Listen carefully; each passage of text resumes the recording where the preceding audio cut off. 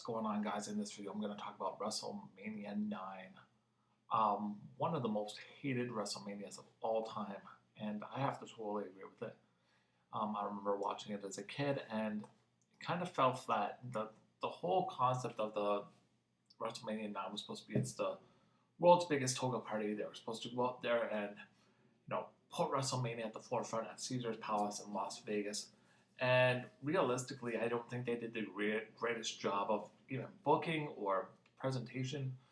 Presentation was okay because I know what they're trying to go for with the whole Caesar's Palace thing, but at the same time, it kind of took away from what they could have done with the actual in-ring matches. I'll go through the matches and let you guys know what happened in the matches. First off, in a dark match, Tito Santana versus Papa Shango. Like I said before, Tito Santana is their go-man for first matches. Right off that bat, they want Tito Santana there to start the show. And Tito Santana ended up beating Papa Shango.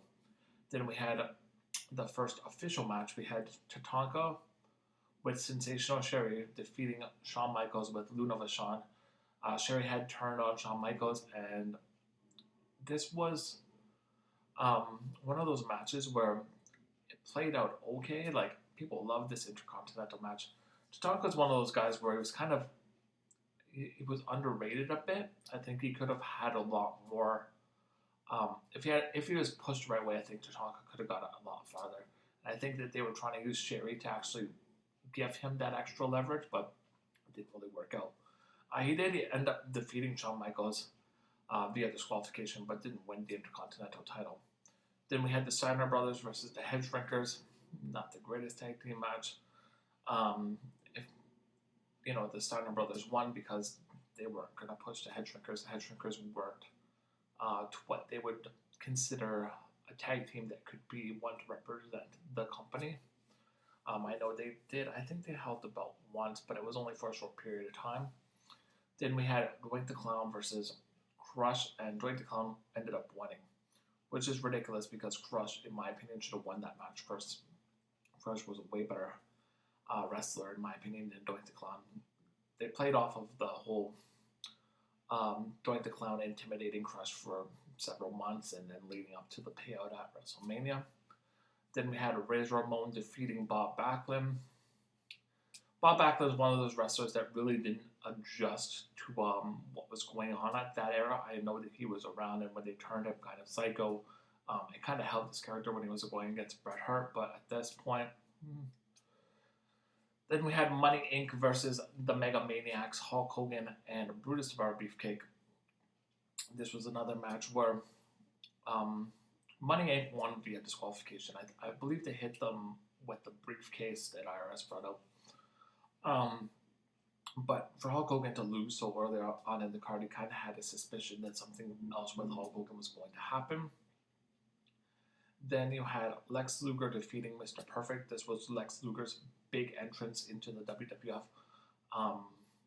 With the narcissist character, him coming out with all these girls, all these mirrors. That was his premiere match. You weren't going to have him lose, but to put him up against someone with as strong as Mr. Perfect actually gave him credibility in his win. Then you had The Undertaker versus Giant Gonzalez, which turned out to be a shit fest.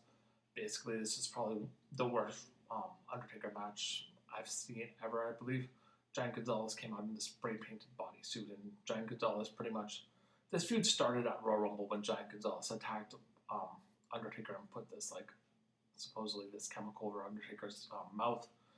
But the match just was shit. Undertaker won, of course. Then we had Yokozuna versus Bret Hart for the WWF title. The match kind of went back and forth. It wasn't the greatest match. Mr. Fuji ended up getting involved and threw salt in Bret Hart's face, which would help Yokozuna win. But then when Bret Hart was on the outside after this happened, Hogan came out and Yokozuna challenged Hulk Hogan to a match, and Hogan ended up beating Yokozuna really fucking quickly, 20 seconds I think it was, and won the WWF title. I remember watching this as a kid. I don't remember, my parents had recorded it for me, and I was trying to guess who won, either Yoko or Bret, and it was one of those situations where they wouldn't tell me who won. So I didn't know what happened until I actually watched it. I'm like, holy shit, Hulk Hogan out of nowhere. He wasn't even supposed to be a part of the WWF Championship match. Ends up walking away with the title. And this was, I believe, this was Hogan's last WWF run before he left for WCW. But that's WrestleMania 9. You guys let me know what you guys think about WrestleMania 9. Comment below. If you like this channel, definitely give it a like. If you're not subbed, definitely hit the subscription button above. And I'll catch you guys later. I'm out. Peace.